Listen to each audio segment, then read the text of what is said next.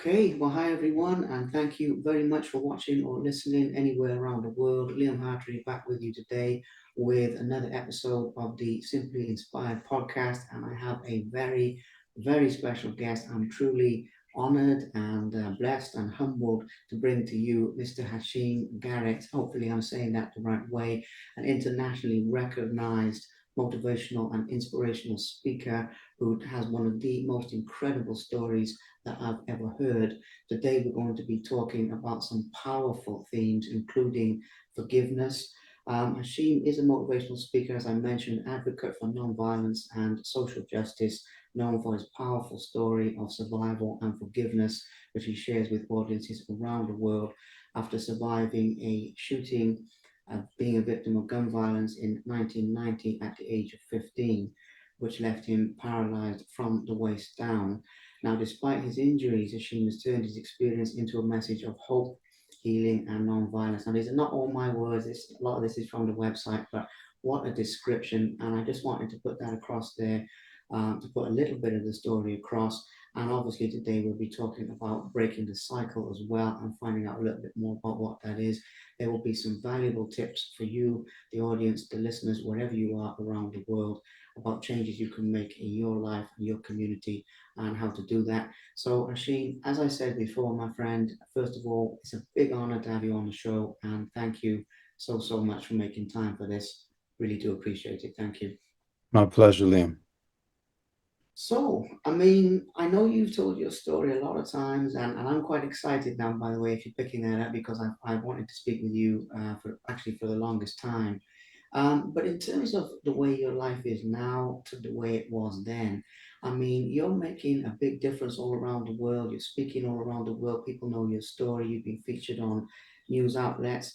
But it wasn't always like this, obviously. So we need to go back a little bit to where you grew up and a little bit about, where your life started to take one or two wrong turns. I'll leave that quite wide open for you to describe because you're used to this. But let's go back to the beginning, please.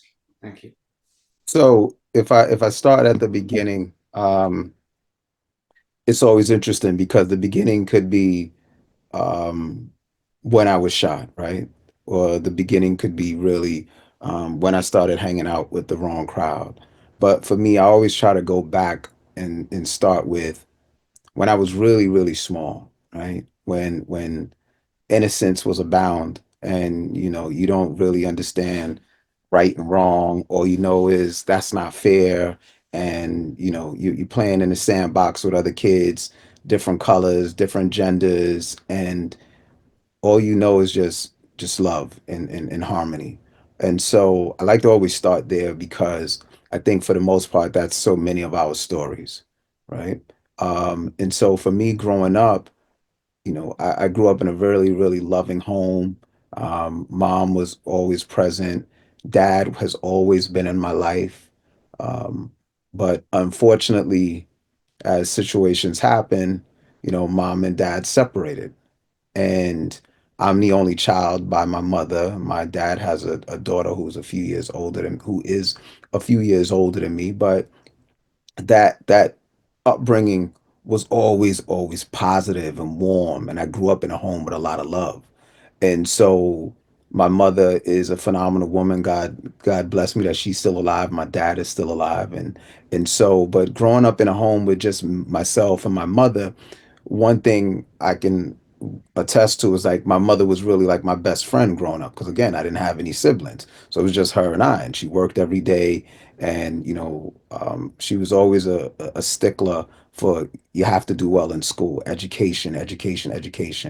And so growing up in my home, it was always okay, education is first, you do well in school, and it just will open up so many doors for you.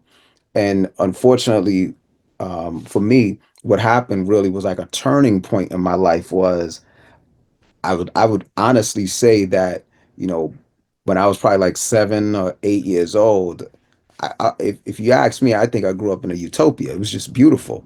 But somewhere along the way, that utopia changed, and it really came about when my mother and I were evicted from our home that we were living in. It was a beautiful house on a beautiful block. The block I learned how to ride a bike on, made so many friends. And one day we walked home, and as we're walking, we're getting closer and closer, and we noticed that all of our furnishings, all of the things in our home were outside on a curb. And I'll never forget that. And if I didn't understand in that moment, oh, something is different, like, because my mother has always been really great at buffering the harshness of the world, right? And so I'm walking home and I'm looking and I'm going, wow, what's all of this trash? And mom says, stand outside. She goes in and she talks with the landlord of the home that we're living in. And again, I'm 7 and 8 years old. I don't understand. And then she says, all right, listen, we've got to go somewhere.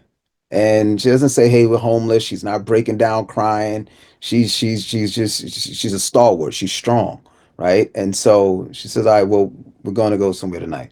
And it was just like a dark cloud follows us that evening, because we literally went from a place that was serene and the same, and then where this is all taking place in Brooklyn, New York in the 80s.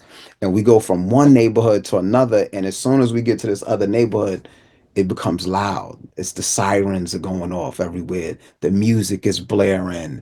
You can feel the danger in the air. You can the broken glass is everywhere, and it just felt so different. And where we were headed that evening, we were actually going to stay with my maternal grandmother. But that evening, we stayed at a dingy, dingy little motel.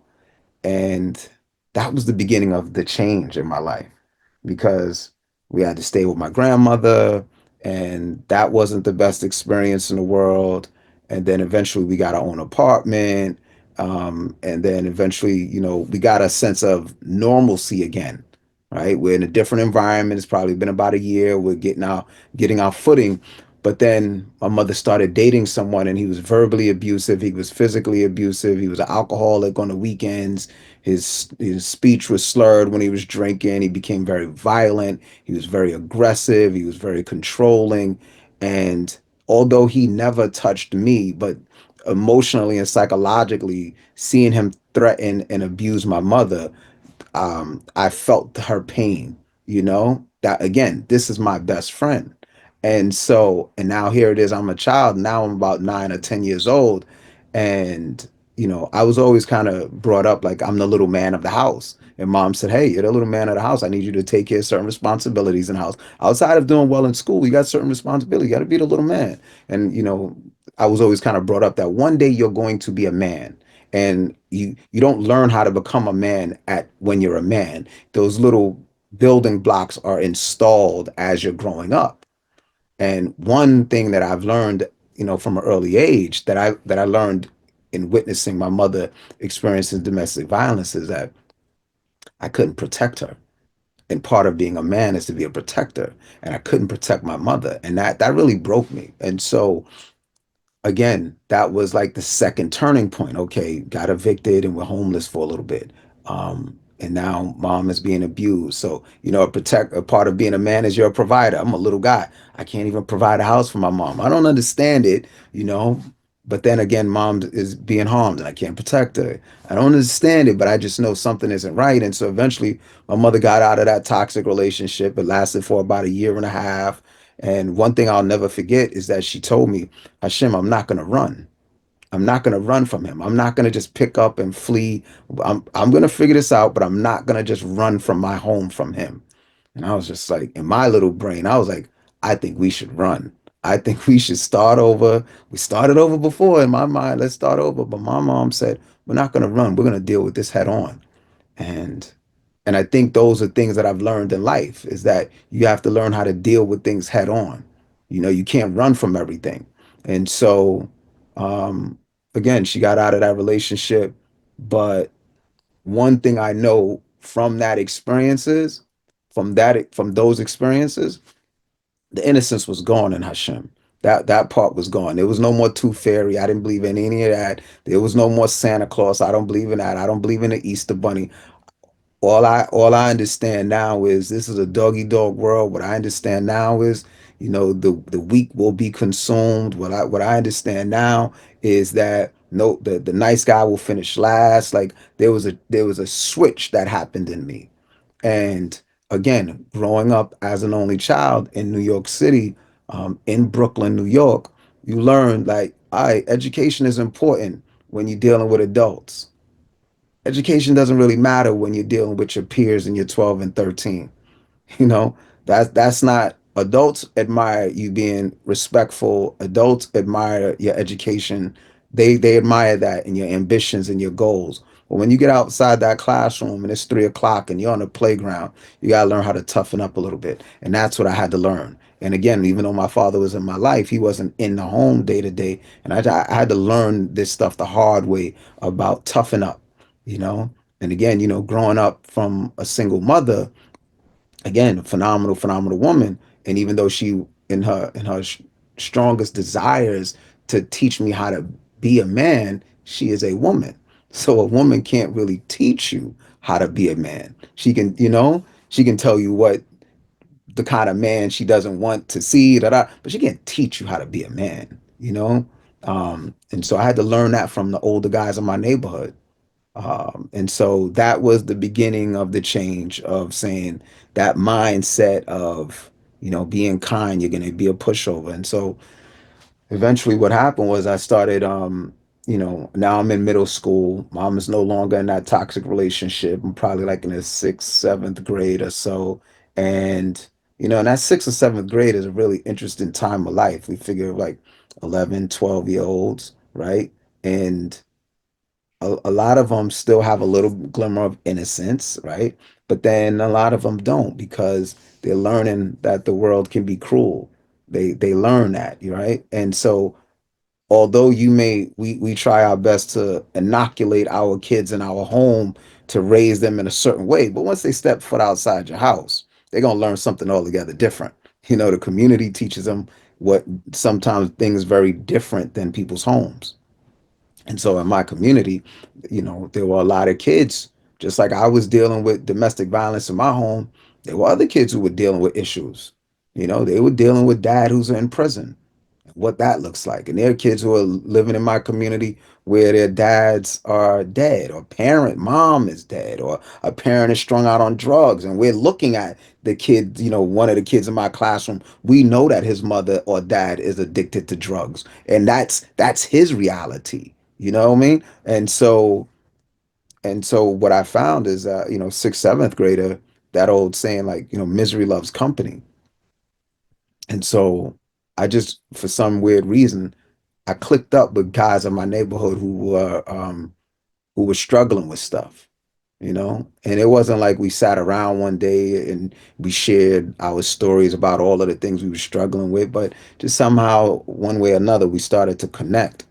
And part of also that I did is that some of those same kids in my neighborhood who were struggling with stuff, they are what we call the gang members, right? These were 11 and 12 year olds who were struggling with stuff, don't know how to talk about it. And so, you know, I'm I'm I'm I'm getting picked on from kids.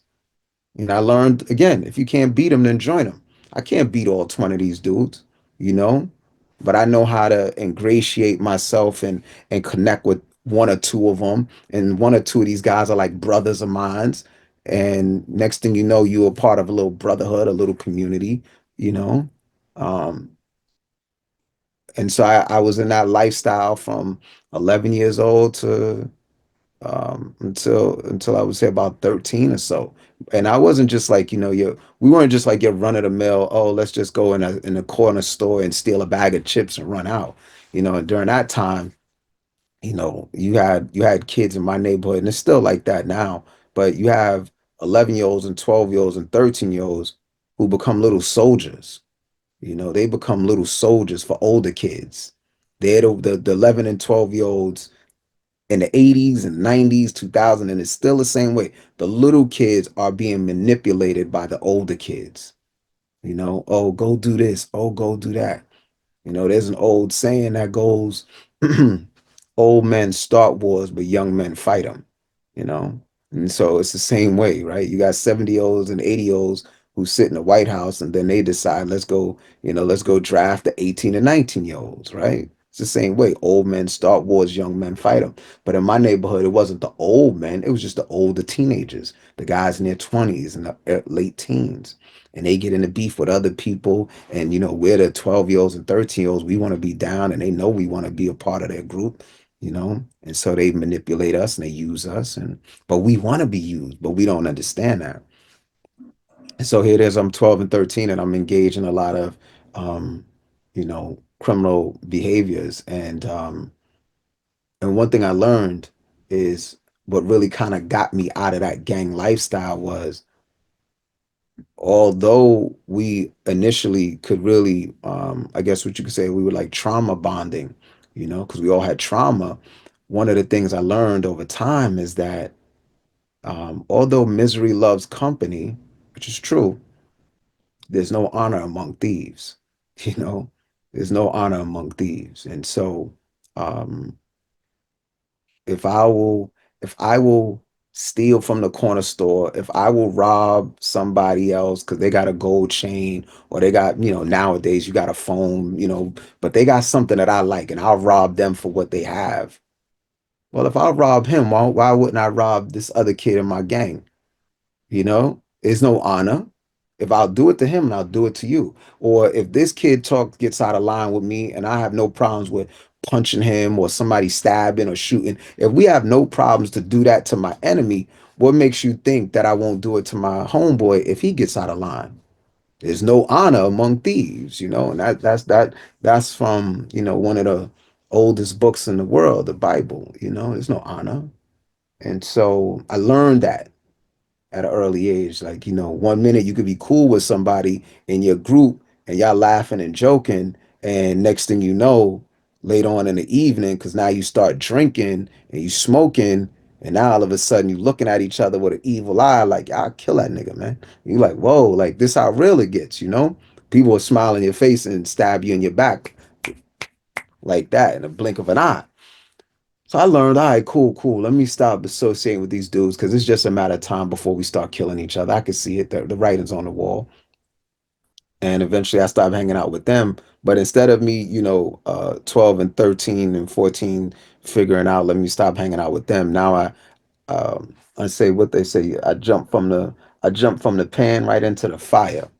I went from the pan to the fire because literally I went from hanging out with kids that were my age. We had known each other since the fourth grade, and now I say I don't want to hang out with them. They too immature, da da da da. Now I'm hanging out with kids.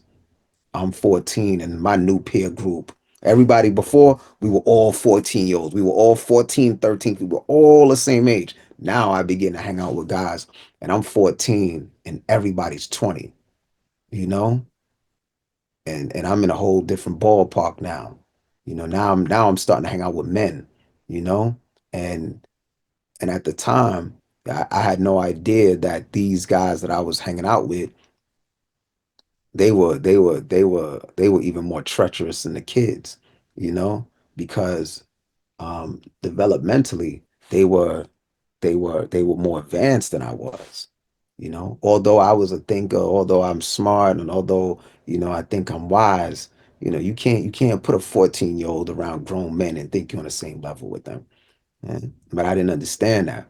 And so, as time went on, I'm hanging out with them. And how I even got affiliated with them was the local bully in my neighborhood. When I first moved to that part of town, this kid used to terrorize me, man. I hated him. I see him 2 blocks away. I'm going, I forget cross the other side of the street. I'm going around the corner. I don't want nothing to do with this kid when I first moved there. But the interesting thing is that the kid who was my bully when I first got there, when I was 8 years old, he became my best friend. He was like a brother to me. And he was the one that kind of introduced me to that particular group.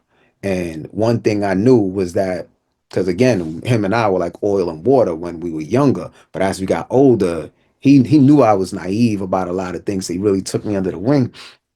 And one thing he knew is that I knew is that although he introduced me to this new group of guys, as long as me and him were together, I didn't have to worry about them because he was the buffer, you know? And now, he had gotten incarcerated. And now I was still hanging out with these guys, and it was no longer a buffer. And now I'm really on my own. And one thing I've learned, it's not one thing, but something else that I've learned is that, you know, people bless with their mouth but curse with their heart. You don't know how a person feels inside. They'll smile in your face, they'll shake your hand, but as soon as you're not in their circle, they might talk about you like a dog. you know you don't know what people's real intentions are. And so I learned that, unfortunately, the hard way. And so my mother, she's watching this group that I'm hanging around, and my mother's going, this one guy in particular from this group of guys that I'm associating with. And my mother goes, she sees me one day, she's come home from work, and she beckons me to come over, and she goes, "You see this kid that you're hanging out with over there?" I said, "Yeah." She goes, "I don't like him." I go, "What do you mean? Why you don't like him?" And she goes, "Nah, I just got a bad feeling in my stomach when I saw you with him." And uh, I dismissed it because in my mind at that stage, I was so far gone. My mother was no longer my best friend at this stage of my life. You know, I was just gone. And um, although she was giving me advice that I should have heeded, I just couldn't listen. I was so entrenched in that street lifestyle, that street mindset, that criminal mindset. Um, and so I didn't listen. And so I would say maybe about a month later, I wound up getting arrested with those group of guys. Now, mind you, I had done a lot of dirt over those years and never got arrested, always got caught. A smart kid, always outsmarting the law, always outsmarting somebody who's trying to do something to me, always one step ahead, always one step ahead. But then this one day, I'm hanging out with these same group of guys and they committed a robbery. I was there, I got caught, you know, and um, I think subconsciously, I was getting exhausted mentally. I was mentally becoming exhausted with the lifestyle because, you know, uh, in that lifestyle, that criminal lifestyle, they say sharks don't sleep, or they sleep while they're moving, and that's what that lifestyle is like. It is exhausting, because you sleep with one eye open. You're worried about this. You go outside and you're hyper vigilant. You got to worry about police. You got to worry about, you got to worry about somebody trying to set you up. You got to worry about the enemies. You got to worry about the enemies that you don't even know. Like you're always on, always on. And that's why, like in my neighborhood out here in the city in Manhattan, in the towns, we were like, yo, people get caught slipping. Yo, you should have been on point. You should have been paying attention. But it's hard to pay attention 24/7, every day, 365. It's hard, man. It's tiring, it's exhausting. And so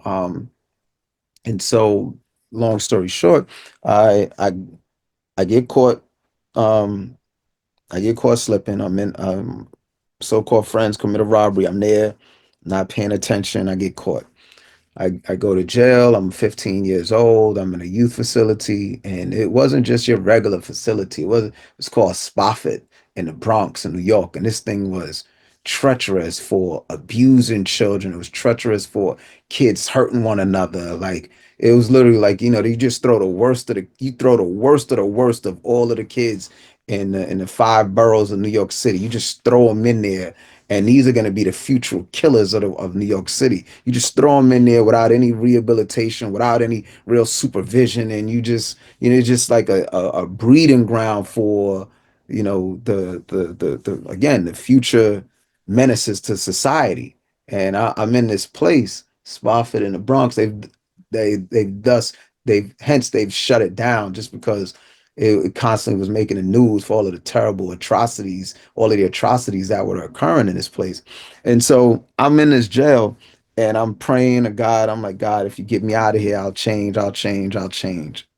And coming from the home that I had, my parents, the next day I went to court, and my parents, I didn't have a legal aid, I didn't have a public defender. Parents went and paid for, a good lawyer. Mom and dad sitting in the courtroom, and the judge says, "Okay, I see the family he comes from. So what I'm going to do is I'm going to send him home, and he's going to come back and forth to court." I was like, "Oh, I couldn't believe that I went to court and was coming home." I was like, "Ah, thank you."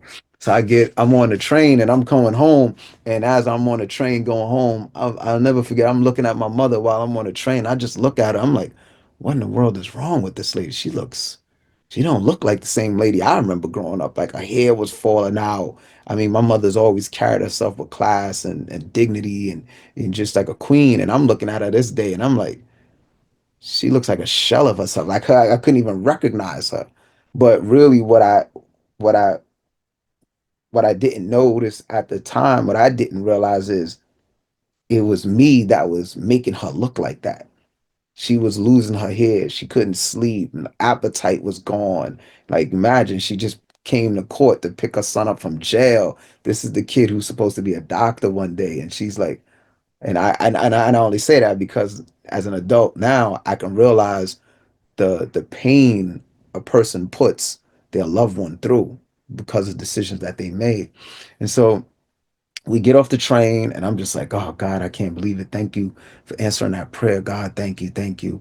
And I'll never forget, I'm getting off the train with my mother and we'll come home and I'm just like, I am a changed man. Oh God, thank you. You answer my prayers. I get off the train, I get around my way, and all of the guys who I committed this robbery with, they're all outside. And my mother's saying she's going upstairs and I'm just dapping up everybody. Yo, what's good, mom? As soon as mom goes in the building, they hug me, they embrace me like, yo, my God, I'm so proud of you. Like, yo, you handled it like a da da da da da.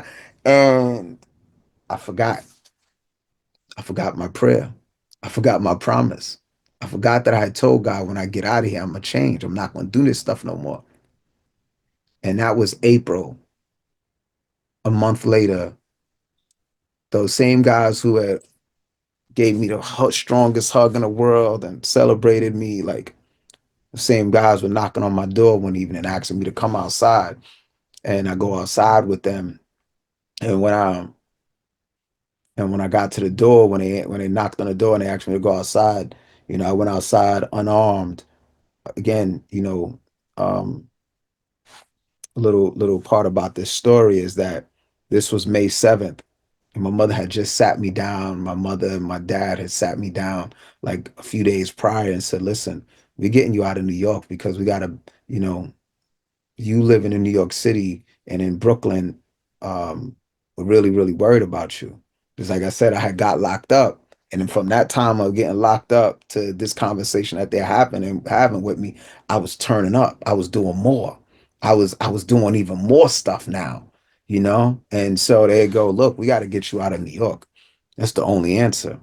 And said all they really wanted me to do is just keep my head low, just stay out of trouble, please.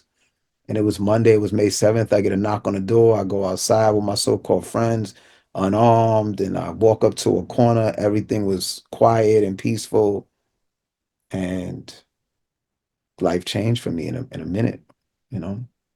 Life changed that evening. So I'll pause right there for you, Liam.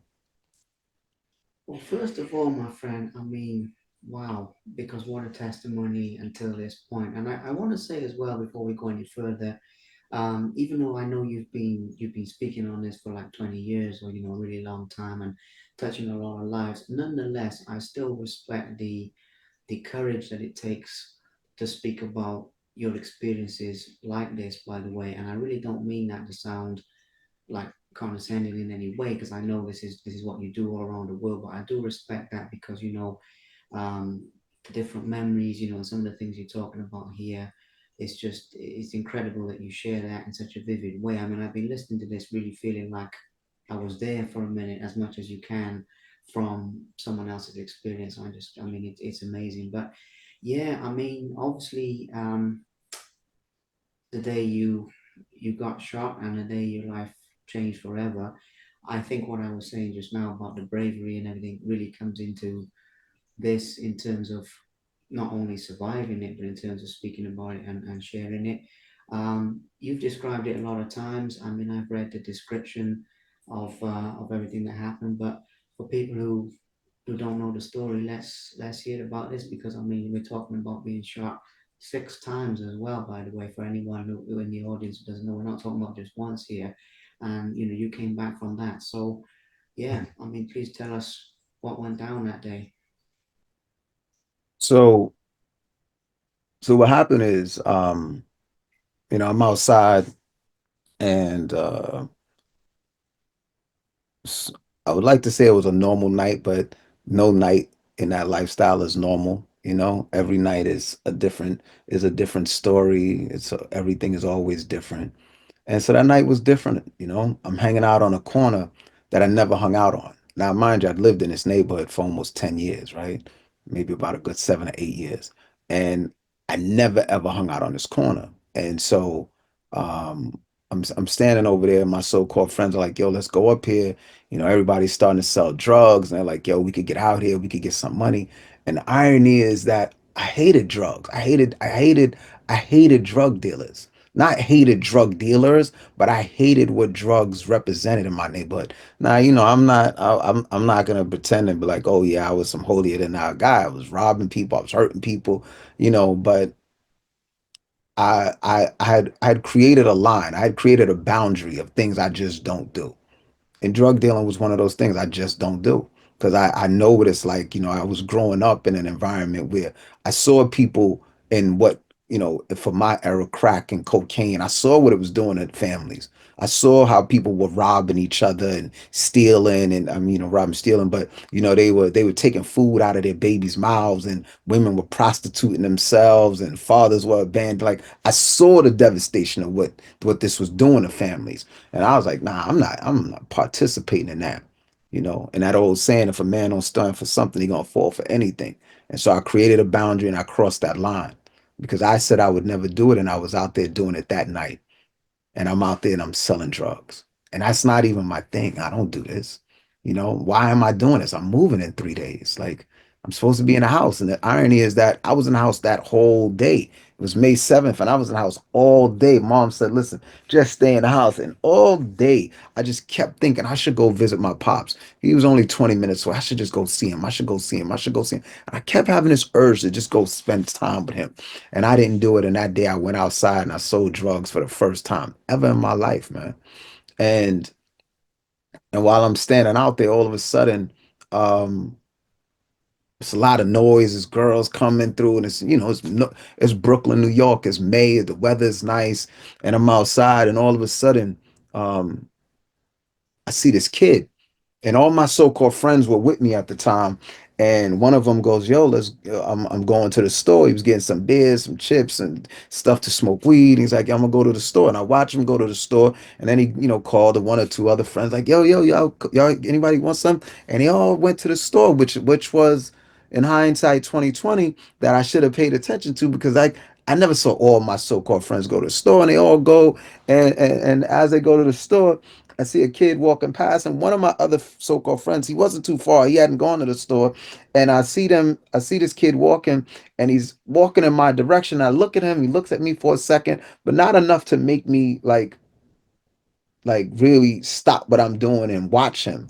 But he walks past me, and as soon as he walks past me, I kind of like look for a second like this, and you know, I hear somebody yell, and they just yell and they go, "Yo, look out, run!"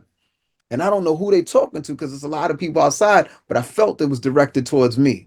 And I just took off and I start running. And as I'm running, something inside says I should see exactly what am I running from. And when I look over my shoulder, the same kid who had just walked past me is now standing just a few feet away from me with a submachine gun, and I just barely can make him out. And I'm like, oh man. And so if I was running at one speed, I really turned it up a notch now. And I was always a fast kid. And as I'm running, all of a sudden I'm running and I'm thinking to myself about what I should do. And I can see the corner is just a few yards away. And I'm like, as soon as I hit that corner, I'm going to do this, to that.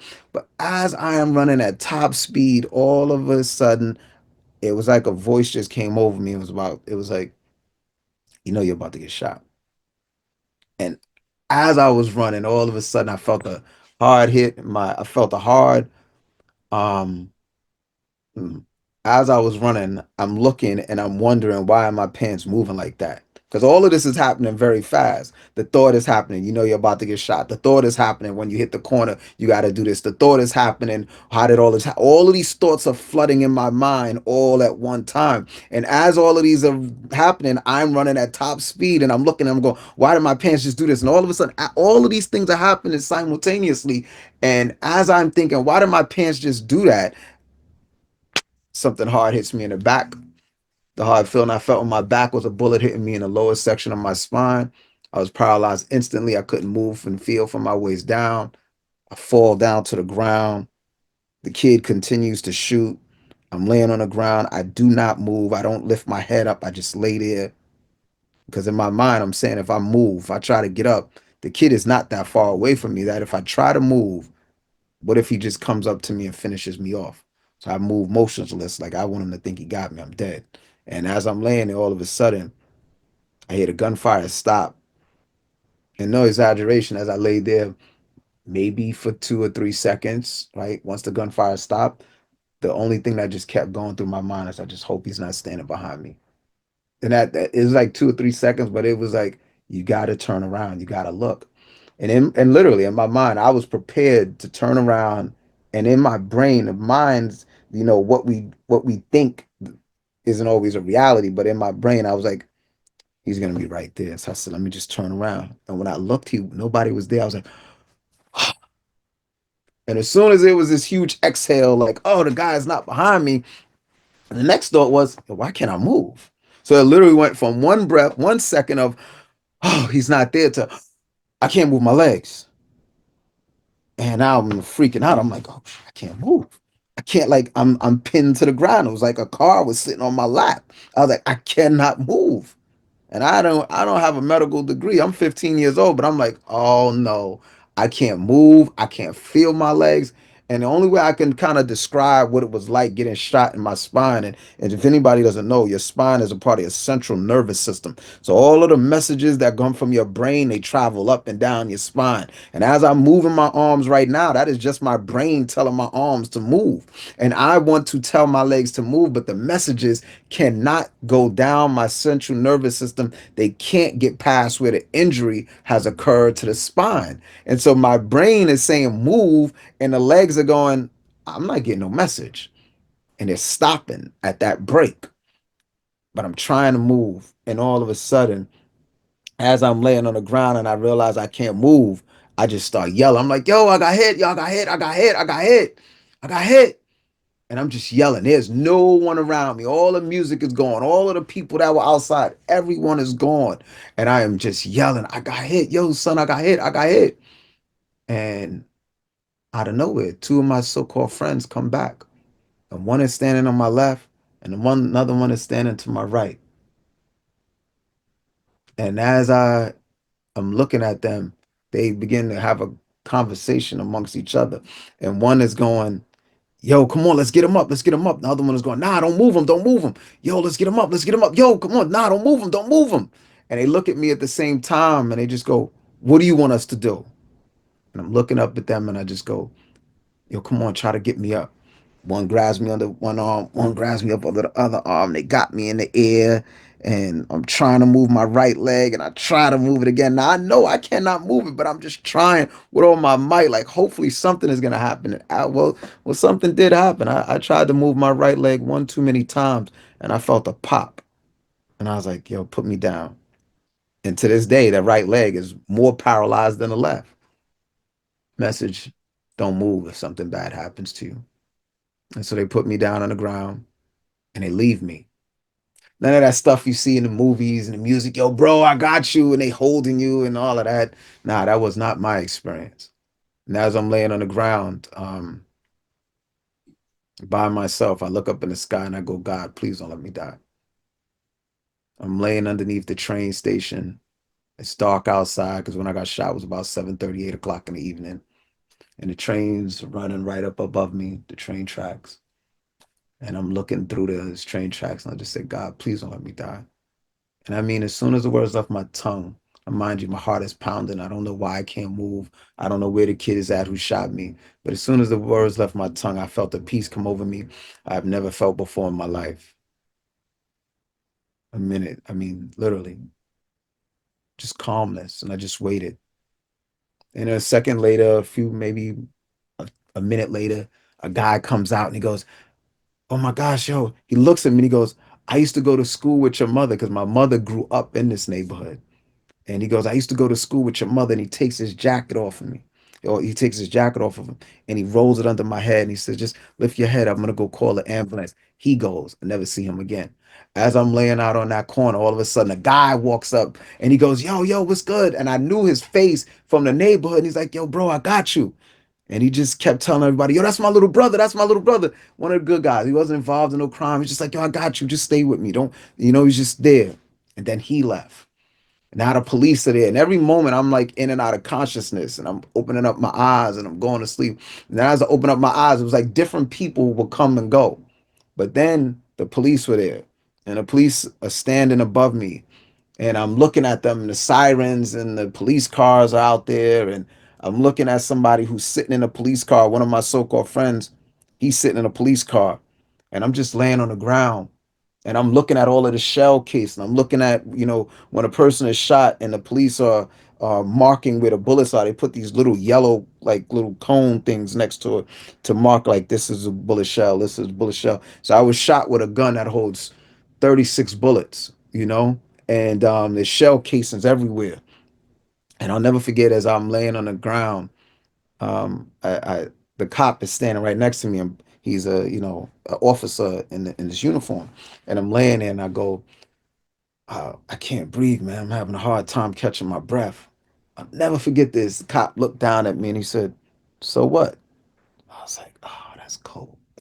I said, "That's cold, man." In my brain, it was, and I don't say that to be like, "Oh, look at how bad cops are," but to be honest, I needed that in that moment because by him saying that, it really kind of just woke me up, and I was just like, "Toughen up, toughen up." You know what it is. He don't like you, and you don't like him. This is toughen up. Don't start crying now. He ain't here to help. Like, and it jolted me. I was like, all right, started taking my breaths and I'm like focused again and I'm up now, not going back to sleep, like wake up.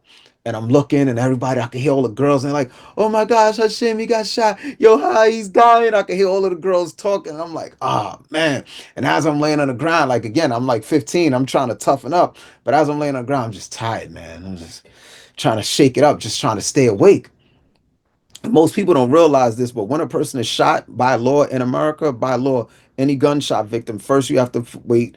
First, you have to wait for the police to come. The police, in turn, secure the scene. Then the police contact the EMS workers, the ambulance. So even though people are probably, picking up the phone and going, "Somebody got shot, call the ambulance." That's not what it's like because it's a war zone. You can't just have ambulance workers rush to a scene. They could get shot. So first, by law, you got to wait for the police to come. Then the police got to come. Then they got to secure the scene. Then they got to call the ambulance. And while all of this is happening, I am bleeding profusely out of multiple holes. Every bullet that went into my body also exited my body. I'm laying on the ground. I'm like, there's a pool of blood collecting around me. And as everybody's talking about, "Don't go to sleep. He's dying. He's dying." And they're talking. And I can hear the police. They're like, "Get back, get back. Just let him get some air. Just let him get some air. Move back, move back." And they putting the caution tape up because people are trying to come around me. Like, "Yo, stay up high. Don't go to sleep. Don't go to sleep." And I'm trying my best to stay awake. And they're just like, "Get back. Give him some air. He can't breathe if y'all like that." Right. And they just pushing everybody back. And I'm laying there. And as I'm laying on the ground, the only thing I kept thinking about was my mother. I couldn't get her off my mind. And I remember just thinking that if I die, I just hope somebody goes to get my mother. I hope I die in her arms. I don't want to die like this on the ground by myself. I remember thinking about if I die, I hope I just get a chance to feel her soft hands one more time. I could not get my mother off my mind.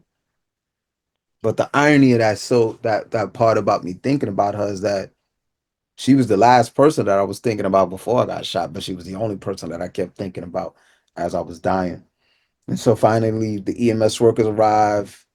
I'm having a hard time breathing, having a hard time seeing, I'm having a hard time hearing. Do you know that if you lose too much blood, the first thing that goes, if you're dying from a loss of blood, do you know the first thing that's going to go is your sight? You're going to go blind first. Did you know that as a person continues to lose a lot of blood, the next thing that's going to go is their hearing? because the body is such an amazing creation that the body, the way God created our bodies is when we are dying from a loss of blood, the body goes, we don't need to see right now. We don't need to hear. Shut that down. And the body will circulate the rest of the blood. The heart will pump it so that the brain is still functioning, and the lungs and the kidneys and all of these other organs are still functioning. But the body says, as you are dying, you do not need to see right now. You do not need to hear. Shut that down. And I'm dying. And finally, the EMS workers arrived. This young white EMS worker, and he jumps out the ambulance, and he says, "What's wrong?" And I said, "I can't move my legs." He says, "Don't worry, you're gonna be okay." And then the next thing he has a bag of equipment, him and his partner, and this young white EMS worker is just saying, "Listen, he's getting all of his equipment." I remember just tapping at him and saying, "I'm having a hard time catching my breath, man. I can't catch my breath." And little do I know that one of the bullets that went into my lower back, it exited out of my chest. And when it exited out of my chest, now what I'm having is, like, air is going into this hole, and that air is collapsing my lungs. So literally, instead of me breathing off of two lungs like this, now I'm breathing off of one lung like this. Just one lung is working, you know? So I'm trying to catch my breath with one lung. And he says, "Hold on, hold on." He goes into his bag of equipment, gives me the oxygen mask. That oxygen mask got a rubber band. And he's like, "How do you feel now?" And I'm like, "Oh, I feel so much better. Thank you." And then he starts explaining everything to me. He says, "I need you to lift your neck up like this." And he puts a hard brace around my neck. And then him and his partner, they roll me and they scoop this hard wooden board, put the board underneath me. And as they're putting the board, then that board, I'm on a stretcher. I'm going into the back of the ambulance. And as I'm going into the back of the ambulance, I open up my eyes because, when a stretcher goes into the ambulance, it collapses. And so I get into the back of the ambulance, open up my eyes. I'm inside the ambulance.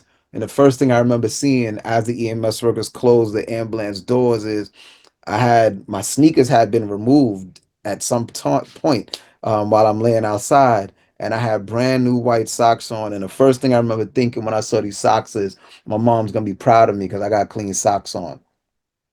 And I put my head on the back of that stretcher, and the EMS worker is talking to me, and he says, "How old are you, and what grade are you, and what school do you go to?" And he kept saying, "Just stay with me. I'm going to ask you some questions, but don't go to sleep. Don't go to sleep. Stay with me." And as he's talking to me, all of a sudden I could hear my voice, and my voice starts going, "I should have been a better person." And as I could hear my voice saying, "I should have been a better person. I should have been a better person," the EMS worker, he begins to yell to the driver of the ambulance, and he goes, "I'm losing him, I'm losing him. I can't get his BP. I'm losing him, I'm losing him. I can't get his BP." And as he's saying all of this, my soul leaves my body. It was like somebody stuck a vacuum underneath the ambulance, because in a split second, my soul goes down and leaves my body. And as my soul is going down, I can see inside the ambulance. I can see all of the equipment inside the ambulance, and my soul is going down into this dark place, and I can see the tar and the dirt. My soul goes down into this dark place, and it stops. And to my left was a long dark tunnel, and to my right was a long dark tunnel. But right in front of me were these two dark in this dark room with these two doors, and something was telling my soul, "Go towards the doors." And as I was about to go through the left door, I heard my mother's voice. And my mother, she was in the front of the ambulance, and my mother was going, "I told him to take out the garbage. I told him to wash the dishes. I told him to take the movies back." And those were all of the chores that I was supposed to have done that day. I was supposed to take the movies back way back in the days. And long story short, as I was about to go through the doors, I remember just thinking, "Mom, be quiet. I'm trying to go to sleep." And as soon as I remember thinking it, my soul goes back into my body. I open up my eyes. I'm looking at the EMS worker, and he's looking at me. And the EMS worker, the young white EMS worker, he starts yelling at my mother, and he goes, "I got him, mommy. I got him. I got him, mommy. Just keep yelling at him. Just keep yelling at him, mommy. I got him. Just you keep yelling at him." And I often said, had my mother not been in the front of that ambulance to yell at me and nag me about those chores, I doubt if I would have survived. And so that was as much as I'd like to say, getting shot was the pain. I tell all my young students that I work with all over the country, and even, going out to the UK, I tell them, "Listen, what they have to do in the hospitals to save a person's life, that's the real pain, for me at least. That was the real pain." And they, shoved tubes down my mouth and tied my arms down to help save my life. And then that's the operating room. And then from the operating room, take me to the emergency room. I get inside the emergency room. They put the mask on my face as I'm going to sleep. Excuse me, as I'm going to sleep under the anesthesia. They're like, listen, you know, we've got a black male, 15 years old, with multiple GSWs, multiple gunshot wounds. And I wake up and they had done a lot of painful procedures. But it was after that point of laying in the hospital for those next few months is where forgiveness really kicked in. That's where the forgiveness, that was the journey that changed me. Because initially I was consumed with anger. All I wanted was revenge, you know? And I really, really contemplated on killing a kid for what he did to me and hurting his family members um and I thought about it so much that when the police caught the kid, I told the cops to let him go. And they were looking at me and I said, I'm not pressing charges. They came to my hospital room and I said, I'm not pressing charges. And they came in happy because they were going to be able to close a case. And they left out of my room pissed off with me because I didn't want to cooperate. And that kid was released from jail. And about a week or two later, he got into an argument with somebody else and he shot and paralyzed somebody else because I didn't press charges.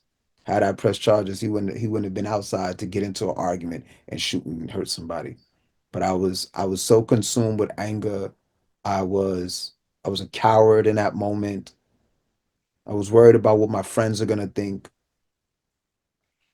Um, and also a coward. Mahatma Gandhi is a famous quote that Mahatma Gandhi said. Non-violence is for the brave and the courageous. To be non-violent is more courageous than to be violent. It takes a lot of heart to be non-violent. It doesn't take much courage to pull out a gun and shoot somebody. That's not the real courage. The real courage is to be able to resolve your disputes amicably, to be able to talk them out when someone else is angry and your pride is about to get the best of you and you want to fight fire with fire. That's not a lot of that. That doesn't take a lot of guts. It doesn't take a lot of guts to somebody disrespects you and you punch them in the face or you stab them. Don't take a lot of guts. You want? I'll show you. I'll tell you what takes a lot of guts is when you're in your school. You're in front of a whole bunch of other kids and somebody starts disrespecting you and you don't resort to violence and you try to work that out. That takes heart, man, because you got to worry about, ooh, you gonna let him say that? Oh, yo, and the laughs and all of that. That takes courage, man. To resolve something, that takes heart, man. And so in that moment, 15 years old, I didn't exemplify the courage. And so that's been a challenge for me to make sure that, I understand that and that I teach that to the youth. Um, and another note is I know, like, I don't know if in the UK you guys hear it as much, but here in America, there's an old saying that goes, snitches get stitches. Snitches get stitches. And so sometimes snitches save lives, man. Because it's weird, we tell kids at an early age, forgive me, I got to go on my rant real quick, but we tell kids at an early age, like, don't be a tattletale. But when we get older, we want people to speak up. If there's a bad apple amongst the group, don't we want the group to say, yo, that's a bad apple? And so we got to undo those things. And so the forgiveness was really a game changer for me. I was laid in that hospital. When I found out that the kid that I didn't press charges on, he went outside and he hurt somebody else, I really had to look out. I was laying in my hospital bed and I looked out the window and I was just like, God, what have I done? Because I had an opportunity to put somebody away for what he did. And again, back to that coward moment. And so um, I learned about forgiveness. I learned about it from my mother bringing a Bible. She didn't come talking about forgiveness. She just was like, "Here, Hashem, I need you to read this book, and I think this is going to really help you." And I'm 15 years old, laid up with tubes everywhere, monitors, beep beep, beep beep, and this connected. And she's like, "Hey, I need you to read this book." And I'm looking at her like, "Are you crazy? I got tubes everywhere." She's like, "I think this is going to help you." And I began to read it and I learned and I read stories. That's the beautiful part about the Bible. We all know it's an acronym that stands for basic instructions before leaving earth, right? But it's the stories about everyday people like ourselves, and they went through some challenges. And in the beginning of the book, that really hooked me is when I read about the story of Joseph. You know, there's a story of Joseph whose brothers threw him into a well, and all of these bad things happen. So he tells it for the viewers who are not familiar with the story. I'll paraphrase really quickly for you. So Joseph's brothers, you know, Joseph was the youngest or the second to youngest, and he tells his brothers, "Yo, I got this dream. One day y'all all gonna bow down to me." And they was like, "Word, all right, I feel you." And so they took him and they threw him in the well. So now, so you still think we're gonna bow down to you now, right? And so they was like, yeah, and we should kill him. And one of the brothers like, nah, don't kill him, don't kill him, don't do that. He gonna learn his lesson. They throw him into a well. And he's like, God, I don't understand it because in my dream, I had a dream that they all gonna bow down to me. I didn't see this in my dream, them throwing me in a well.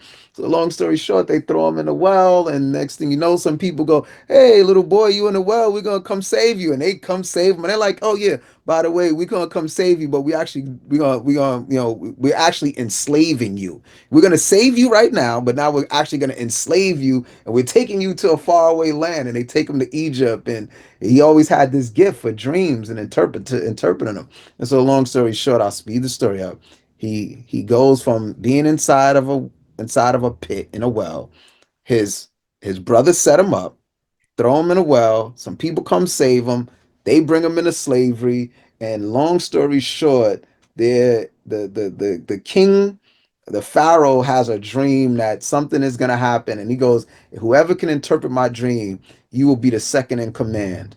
And they hear that, yo, there's this guy named Joseph. He knows how to interpret dreams. He interprets the dream for Pharaoh, and the dream comes true. And Pharaoh says, because you were able to interpret it, I will make you the second most powerful person in the world.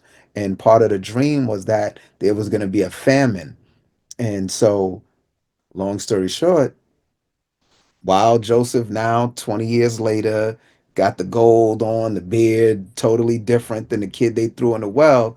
How the story ends is basically saying, um, his brothers come back to him. They come to this part of the world. They're looking for food, and lo and behold, they bow down to Joseph, like, King, we need food. We need food. And so this dream that he had 20 years ago, it came to fulfillment. But when his brothers realized, like, oh wow, that's Joseph. That's little Jay from back in the days. And they're looking at him, and he's like, and they were like, I know you probably want revenge. And he was like, had you not thrown me into the pit, I wouldn't be where I'm in today. All of this had to happen. And so that's what I've learned is that sometimes what we perceive to be bad things can be blessings in disguise. Life is really about perspective. And so, although I've been paralyzed for over 30 years, it has truly been more of a blessing to me than anything.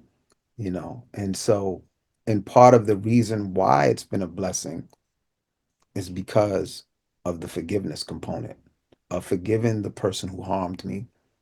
The other part of why it has been a blessing for me is that I haven't been perfect over these 30 years, but desiring to walk in obedience, you know, because there is a blessing in obedience.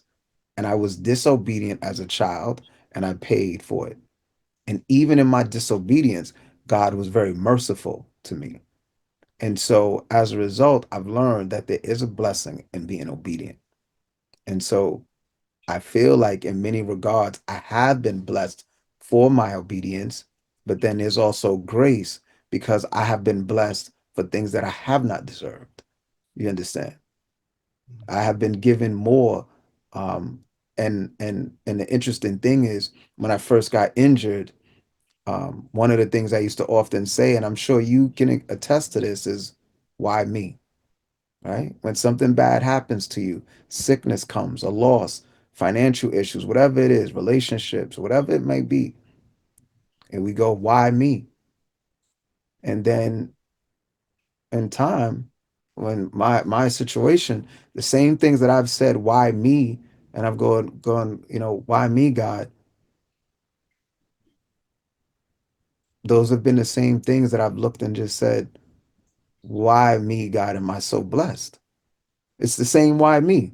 Why me that I'm going through this hardship, and then somehow throughout the blessing, throughout the process, I'm saying the same why me, but now I'm no longer looking at the trials as something difficult, but I'm just saying, why have you chosen me to be so blessed?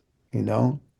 And so, forgiveness is some of the things that most people have heard, or if they haven't heard, they say forgiveness is a gift you give yourself. I didn't forgive the kid for shooting me. I didn't forgive him in my heart because I was trying to be a better person, but I realized there were certain things that um that I needed help with, right? Because you get paralyzed, they give you a wheelchair. You get paralyzed, they give you, hey, this is how you're gonna need to jump in the shower. All of the different things that come along with paralysis, not being able to use the bathroom the same, and all of the different things, man. Paralysis, injury to the central nervous system is not a joke. But with all of those things that have come, there are certain things that only forgiveness can heal. You know, they can give me a wheelchair to get around, but what about that weight that's on my chest? And that's the part where I just go, okay, God, I need you to forgive me, and then I need to also learn how to forgive others. So, and although I say I started with the book of, with the story of Joseph, but it's the forgiveness message is constantly brought again and again and again, and then it's really cemented with the lives and teachings of Jesus. The life of Christ, Jesus Christ of Nazareth. His life embodies him constantly telling us how to live and how to treat one another. You know, and so we're only here on this planet for a short amount of time, and we all make mistakes, and so that's why it's important to forgive. So I wrap that up, man. Absolutely. I mean, that is a powerful message because I know that yeah, I mean it's fundamental, but it's a lot easier to understand than it is to apply. As I said before, I mean the power of sharing that if even one more person understands what it really means, that it's not about always about the other person, it's about yourself. And there's one other thing though. I know I said an hour, but there's one other thing I'm going to ask you very, very briefly with that, just because sometimes when you do talks like this, and you know this because you've been doing it so many years, something comes into your head from that needs to be put across, even though it wasn't planned. I feel Okay. a feeling here to ask you also about the self forgiveness aspect, really briefly, if it's okay with you, because when you're saying about forgiving the guy who shot you and everything, and even though he hurt somebody else, I can understand in the ways how it breaks the cycle and these different things. But if you're okay to touch on this very briefly, I also read that before the shooting that happened to you, you also shot somebody else as well. And I don't want to dwell on that in like a negative situation, but I'm curious as to how that forgiveness applies to like within yourself, because one of the other things when you were saying about like Gandhi and people like that, they said be the change that you want to see in the world, for example, as in one of the quotes I really like, in other words, it has to be within. So when you're going around, you're exemplifying forgiveness, just by getting up on stage, just by speaking, just by doing anything, and one of the things, excuse me, one of the things I thought is, like forgiving that kid and then breaking the cycle is powerful, but you must have been through a process of turning that forgiveness inwards as well, because it's like when I'm looking at you now, I can see the kindness and I can see the generosity and the faith and the power, that's inside you. I can feel all of those things, the eloquence and all this. But like when you were doing the robberies and stuff, I get a lot of guys on the show who've been through that side of things, and they often struggle with like, or anybody, I mean, me, lots of people struggle with like, how do we look in the mirror and like, forgive ourselves. I don't really know where that's coming. Well, I know where it's coming from, but nonetheless, I got the feeling to ask you about that real quick before we wrap this up, as to how you achieve that aspect, if you get where I'm going with this as well. Thank you. Yeah. Yeah, no problem. So that's the really difficult part about forgiveness, you know, is learning how to forgive self. Right? There's an old saying that, you know, the we are sometimes our worst enemies. You know, it is really not about somebody else, it's about self, right? I heard recently that God tests us, but the devil tempts us, you know?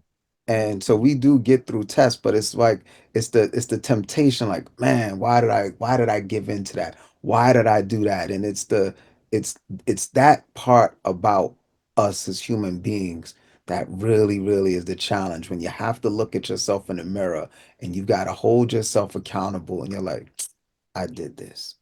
Because the reality is forgiving the kid who shot me was really the easy part because I walked out to that corner.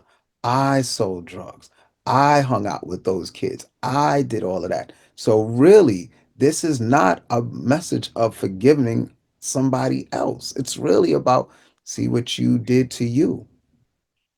Um, and so, but then there are other people who go, but Hashim, Liam, I totally understand Hashim's message, but I didn't ask for this to happen to my loved one. I didn't do anything that day. I was just minding my business and somebody came up along to me. So they are not really necessarily beating themselves up like what I did to get myself in that situation. But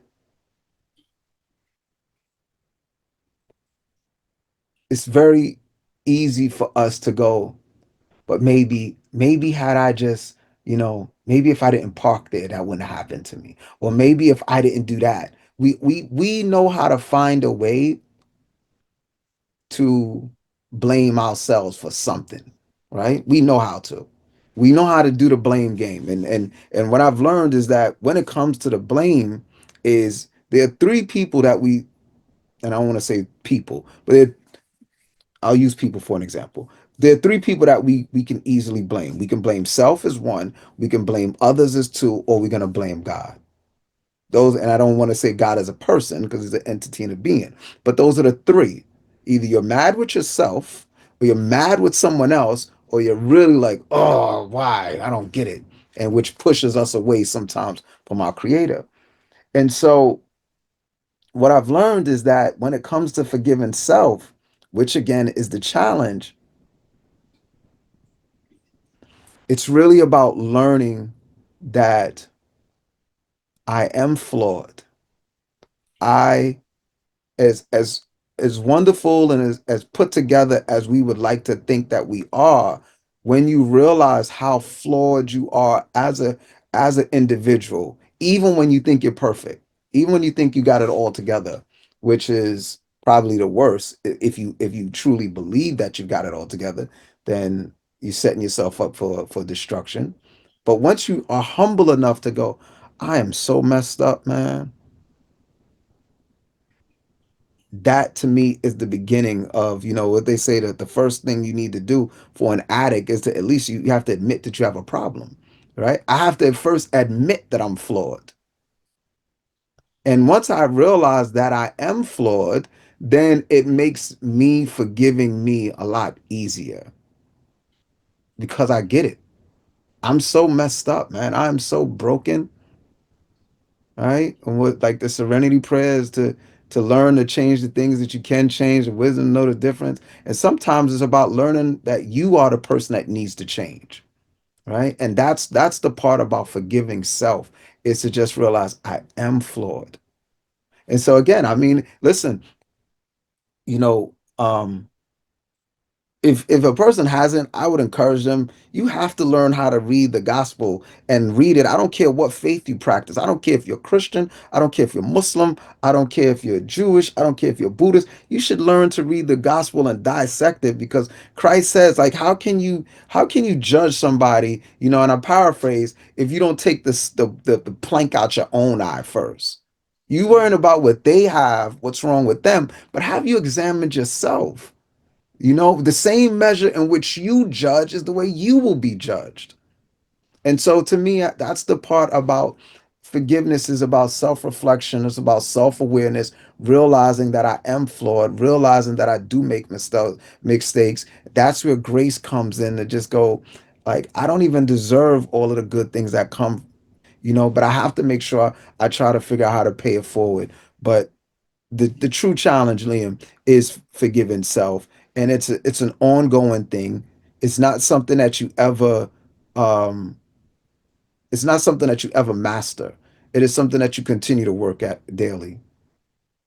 Because this is my reason for asking, and in a minute, like I say, I'll let you go because we're going slightly over the time that I said. But I just wanted to touch on this because I could feel that moving, like inside of you, and I could see that in your face that that was part of the process as well. And I was thinking, I don't know, maybe he doesn't want to bring it up or whatever. But I thought, no, it feels right to ask. And obviously, with that being said as well, I mean, when you said you forgave the guy who shot you, but then he went out and hurt somebody else.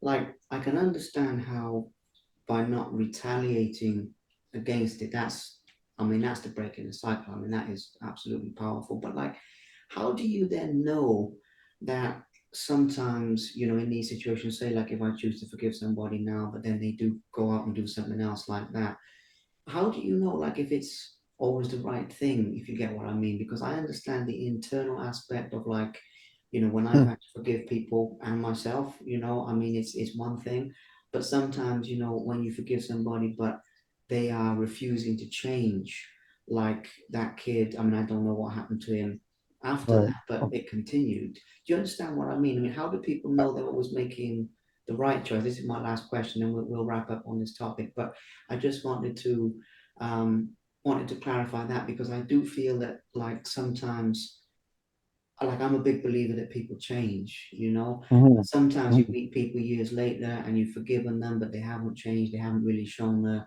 redeeming qualities. I've got a family member like that who's in his, I'll just say he's in his 70s, and continues to be a very cruel, vindictive person, even though I've forgiven him.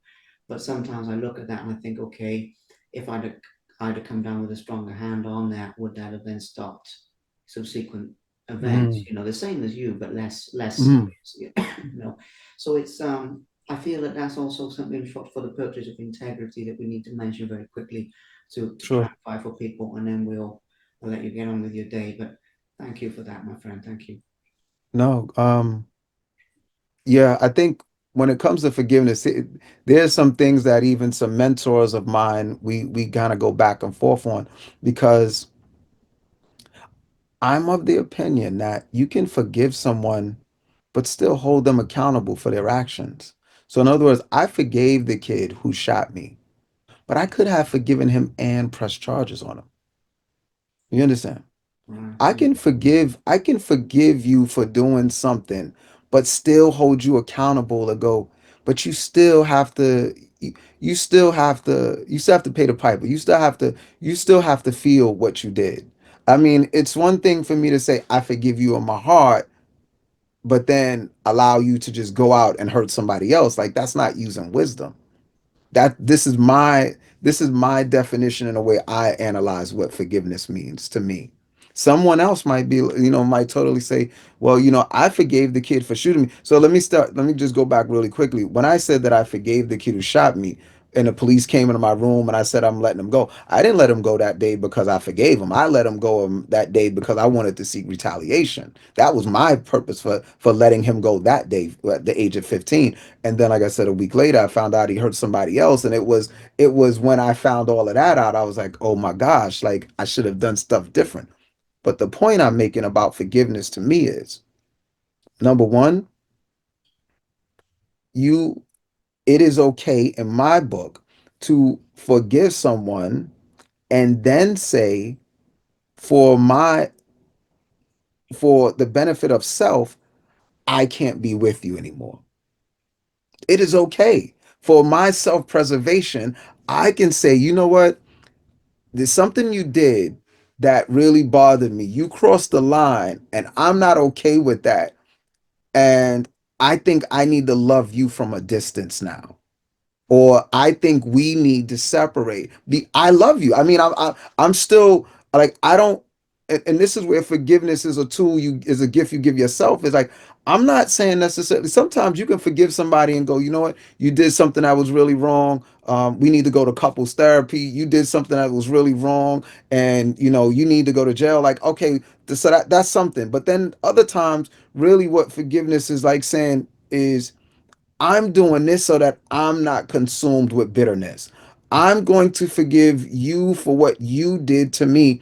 And again, separate myself from you, because the reality is, when it comes to like hurt, and I think we can all attest to this.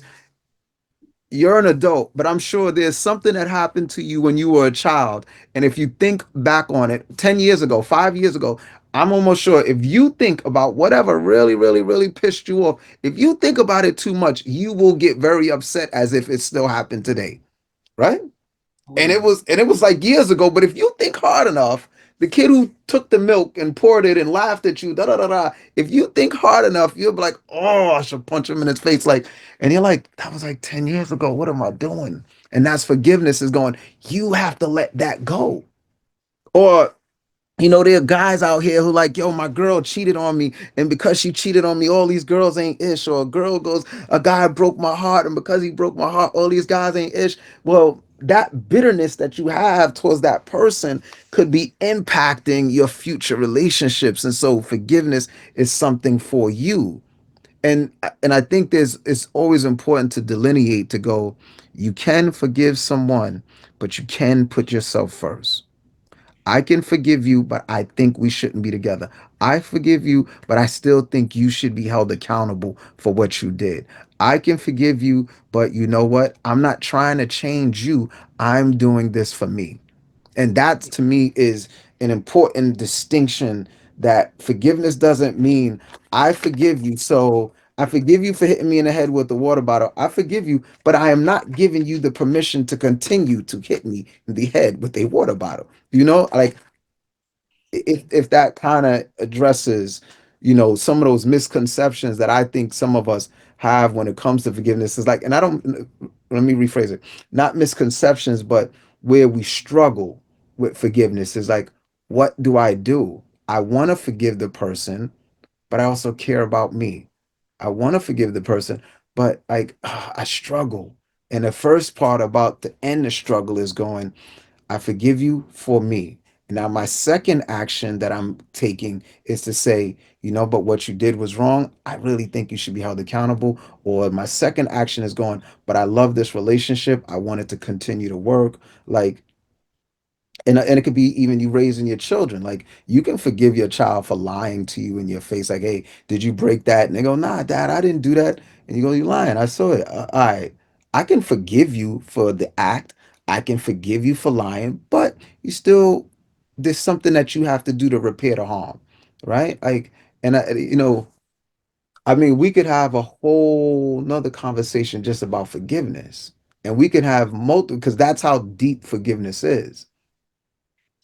Yeah. Well, this is the thing. I mean, I mean, we will wrap up at this point because you've got things to do. I've got things to do. It's late. It's later over here, and it's enough Yeah. for people to take in. But I wanted to close out on that topic only because it is so multifaceted, and today we're not going to cover everything about it. But I have these debates with people. I mean, I had somebody on the show a few months ago who was sexually abused as a child. He confronted the guy who abused him, forgave him, but then that guy committed suicide afterwards. For example, I had another lady on the show, where she was raped, by her first boyfriend. Excuse me. Years later, they got together. They actually wrote a book together about like his side of it, her side of it, and they actually spoke on stage together. And I was having this conversation like, how do you work together, with somebody who's done something like that to you? And obviously, then you get into the deeper elements, like what you're talking about here, where a lot of times it's an inwards thing. But I also wanted to clarify, because I know when I put this out there, people are going to be commenting saying, okay, but if Hashim let this guy go and that happened, what does that mean? So I appreciate you clarifying that. Now, my friend, I want to close out by saying, obviously, a big thank you to you for speaking from your heart, for being so eloquent about blessings that you've received and the pain that you've obviously endured as well. I stand by what I said earlier about how brave that is to do, even though you've been doing this for years. And I just want to say, like, it's absolutely amazing how you are a light in the darkness of this world. I mean, you really are leading by example and really, well, that's the best way I can put it. Like I said earlier, I mean, be the change you want to see in the world because you've changed this from within. Without, I mean, it touches so many lives, and I know we haven't even gone into like all the years that you've been speaking and all the lives you've touched, but it's incredible. And I will say to our audience as well, for anybody who's not following what this remarkable man is doing, Hashim Garrett, please do look him up on Google, guys. He's out there on social media. You can connect, you can join in the journey, speaking all the time. Maybe you can meet him in person in the US or other places as well. So I'm just going to say that plug in, join the journey, continue to learn. And the same with myself. Please subscribe to the Simply Inspired YouTube channel for anyone who's not already for more content like this. And Hashim, my friend, just yeah, man, like I already said, thank you so much for being such an open book today about everything with your life, man. I Appreciate appreciate it. Appreciate it so much. the pleasure's all mine. Thank you again for reaching out and making this connection. Absolutely. My pleasure. Like I say, if we touch even one more person with this in terms of changing their lives or making them see things differently, then we've done our work. And I know it will be Okay. more than that. I'll let you go. Okay, then. Well, you have a great day. My best wishes to you and your family. Thank you. God Thank you, bless. Liam. God God bless. bless you too. And you, Have a blessed one, man. and you as well. Have a blessed All one. right. Thank you very much for watching. Please subscribe to the Simply Inspired YouTube channel, and there'll be more videos coming soon.